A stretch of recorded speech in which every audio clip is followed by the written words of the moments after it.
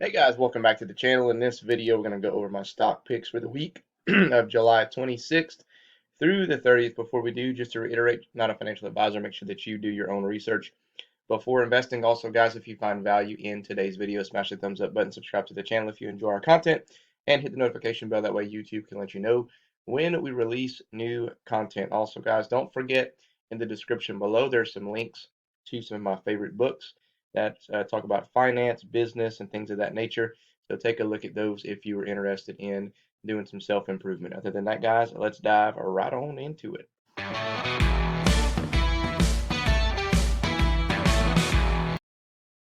All right, guys, before we get into the picks, of course, we're going to go over the recap of the 19th through the 23rd. First of all, I said that Zion Oil and Gas, I'd be finalizing my position. Talked about PR should be coming soon, and that they had some more insider transactions going on. Also talked about Triple E and F starting a small position, and then I'll add some more later, probably either this upcoming week or the following. They're supposed to have some test results coming back on their oil and things like that. And then FNGU talked about potentially adding more on a dip and taking some profits at the $43 to $45 mark if it got to that point. So moving along into this week's picks, I have UVXY, which is the ETF that basically goes opposite of the S&P 500. FNGU again, and I'll talk about why these two things are kind of correlating together. And ECOR is on the list again, guys, and I'm going to show you why I think that it's setting up for another potential 10 to 20% play for those of you who just want a quick swing play. Okay, on the watch list for this week is IDEX. I'm going to watch for support of 240 and see if it can kind of stay around that level and just consolidate around these levels here. They do have earnings on the 16th, so I would expect that these next couple of weeks we may just kind of stay around these levels right here, and then maybe a week leading up to the earnings, maybe we see a buy the rumor, sell the news type move where it busts up above $3 and then sells off during earnings. But just kind of keep an eye on it. I do have some stock in it now, and we're just going to hold out until earnings because I'm expecting those to be good as well. So we just kind of have to wait and see what happens there. Zion Oil and Gas, guys, is on the watch list again. It's on the watch list from here on out because I did finish out my position last week, and the only way I'm going to add more to it from this point is if we do get some type of PR and some type of news telling us that we did hit some type of big milestone, or we got confirmation of oil, something of that nature. I think it could dip on Monday if we don't get any type of update or press release prior to the open. I think we could fall down maybe into the 20s if the company just stays silent, and I don't know why they're staying silent for so long, but we'll just have to kind of wait and see. So just to kind of put some things in perspective, there's a lot of things going on the chats on Yahoo Finance and on StockTwits and things like that about what's going on with the company. There was an article, and I'll link it in the description below, from 2018 that says that Zion did have some free flowing oil in their rig once they were done drilling. So to me, that it kind of makes me feel a little bit better knowing that there was some type of material news saying that they did find some. But again, they may just have to be careful about what they release. They may just, maybe doing some type of research and securing some other services for post drilling. I don't know what the heck they're doing. All I know is they haven't said anything, and it's kind of freaking a lot of people out. So just kind of keep an eye on it. But if it does get any type of news or updates, then I know for sure that things should start moving. But anyway, let's take a look at all of these plays that we just talked about. We'll look at the charts and see what they're telling us. All right, guys, so we're going to start off with the S&P 500, and the reason we're starting off here is because UVXY is one of our plays. So we hit all-time highs again. We fell down, had a dip, and we bounced off of that red SMA line, which is a great sign for the market in general. But now we hit all-time highs again. We're about to poke our head into overvalued status, and you see what happens every time we do that. We see some type of pullback, and we treat it again just like any other stock. So with this thing being over or almost in overvalued territory. That means UVXY should be approaching or getting close to undervalued. Currently, it's at about fair value, but you see here it's getting close to crossing over from bearish to bearish to bullish.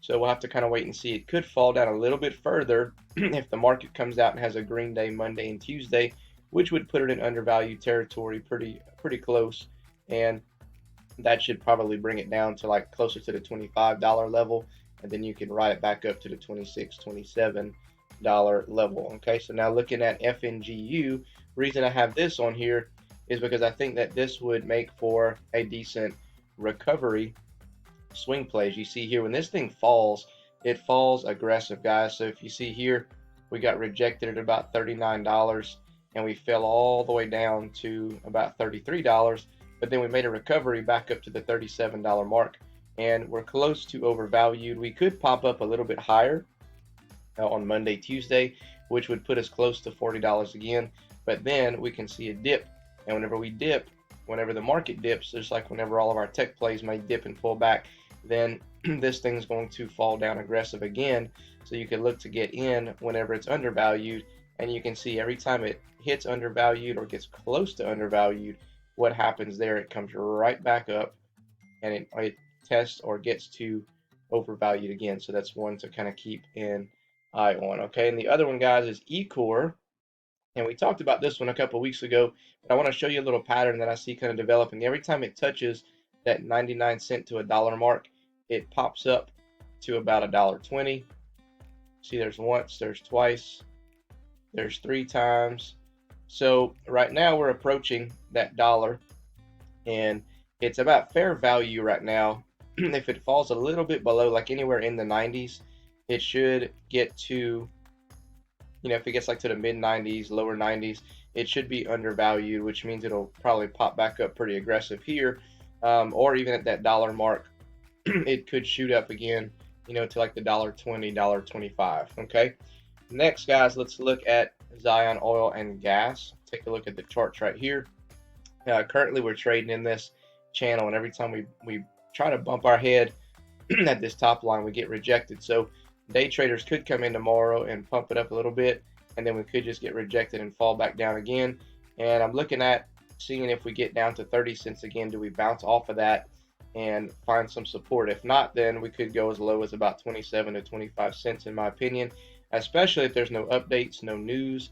I think this thing can just fall and continuously fall until something happens. So overall, we need to get above about 55 to 60 cents to confirm a reversal on it. So now let's look at IDEX, ticker symbol IDEX. Currently resistance of about 265. Your overall support is going to be 162. However, we want to see if we can continue to hold that support at about 240 and see if we can start making a move to the upside. Currently at fair value, we are still in a bearish pattern, so we could see it come down a little bit lower, but we'll have to just kind of wait and see. A couple of bonus stocks, guys, just to kind of show you. IQST, we did break below this support level here, so we could be going down to about 47 cents, which I think would put us into undervalued territory. This has been bleeding off for quite some time, and this stock here, in my opinion, guys, easy double up at these levels.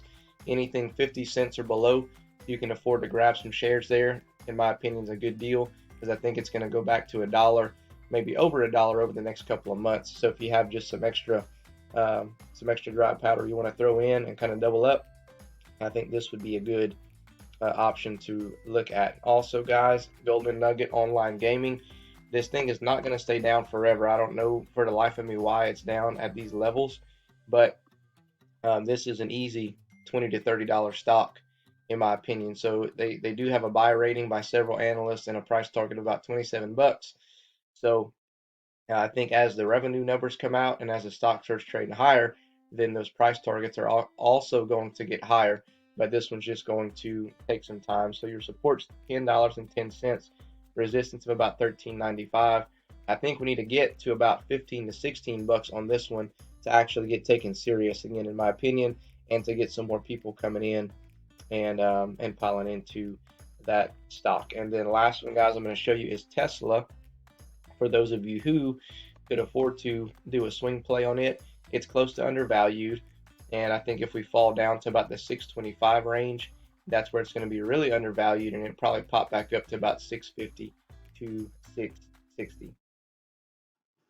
All right, guys, that's all I have for you in this video. Make sure that you smash the thumbs up button if you found value in today's video. And if you enjoy our content, of course, subscribe to the channel and hit that notification bell. That way YouTube can let you know every time we release new content. Other than that, guys, we'll catch you in the next video.